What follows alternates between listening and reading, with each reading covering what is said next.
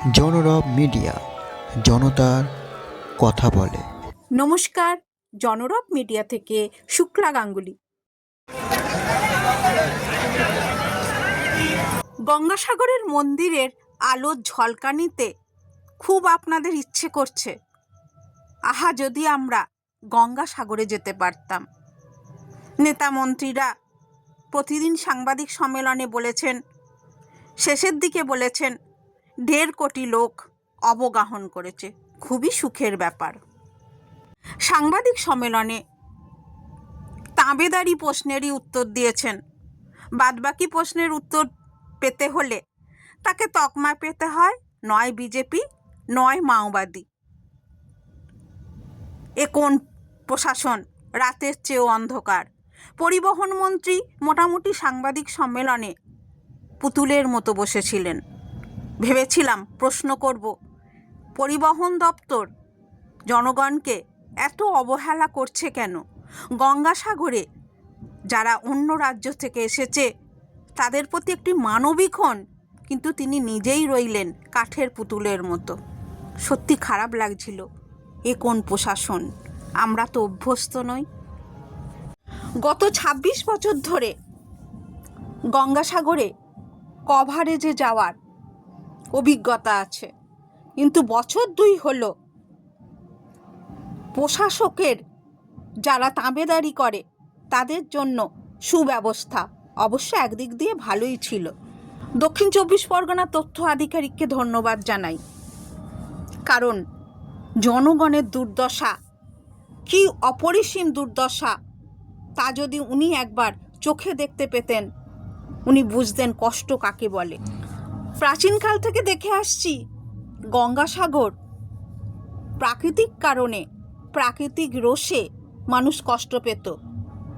এখন মানুষের দ্বারা কষ্ট ভোগ করছে।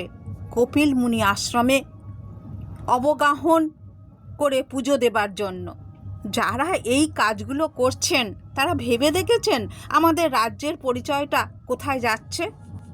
গত বছর কুম্ভ মেলায় 29টা সেক্টরে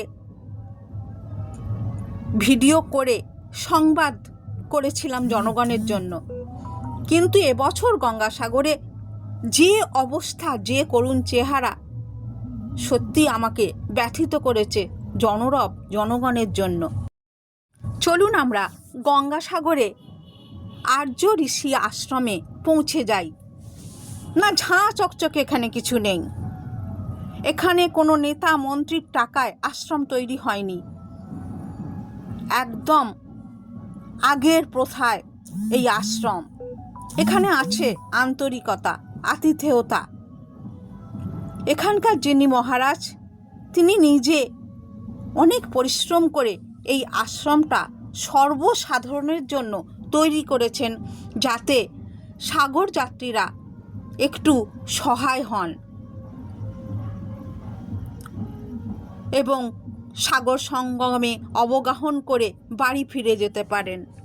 মহারাজ কাকে যেন মিষ্টি বকছেন।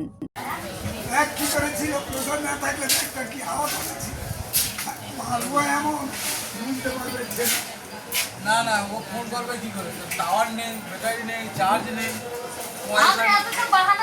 ওই আসি বলে ফাঁসি হয়ে গেছে।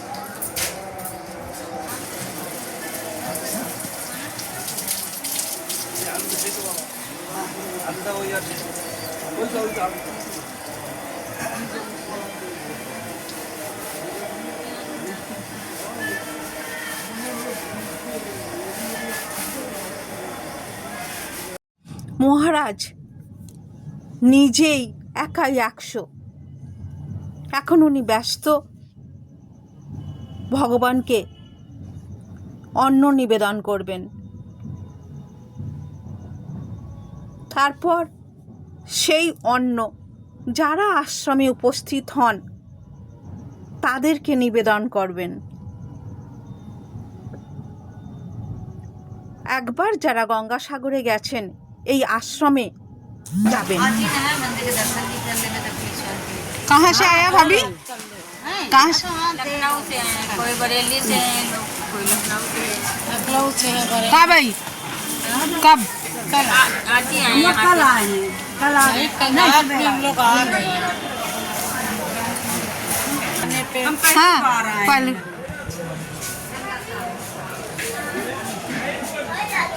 महाराज जी से बातचीत हुआ? नहीं हुआ अभी अभी सो रहे हैं कुछ लोग गए हैं घूमने आ जाए तो होगा खाली জনরবের দর্শকদের জন্য যেগুলো পর্যটন কেন্দ্র সেগুলো পর্যটন কেন্দ্র রূপেই থাকুক।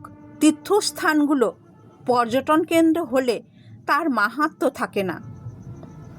মানুষের আশ্রয়স্থল এই তীর্থস্থানগুলো, এগুলোকে ব্যারিকেড করে দর্শনার্থী বা তীর্থযাত্রীদেরকে আটকে রেখে বিশাল আকারে খাটাল পোটাল এদের দিয়ে প্রচার করলে হয়তো সাময়িক জনগণ বিশ্বাস করবে, কিন্তু কালের নিয়মে এই আর্য ঋষি আশ্রম কিন্তু থেকে যাবে। আধুনিকতার কোনো ছোঁয়া নেই। গত বছর এসে দেখেছিলাম মন্দিরটার ভগ্ন অবস্থা। যাই হোক, কোনো সহৃদয় মানুষ মন্দিরটা তৈরি করতে এগিয়ে এসেছেন। অবশ্য ভগবানের মন্দির ভগবান নিজেই তৈরি করিয়ে নেন।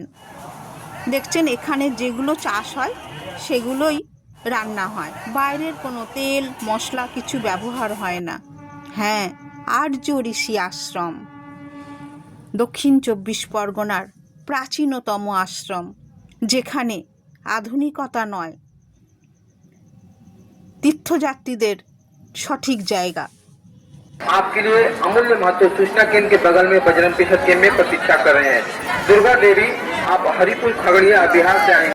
সেই সমস্ত সরকারি আধিকারিককে বলি, এই মিছিলে কোনো দিন 4 ঘন্টা দাঁড়িয়ে থেকেছেন?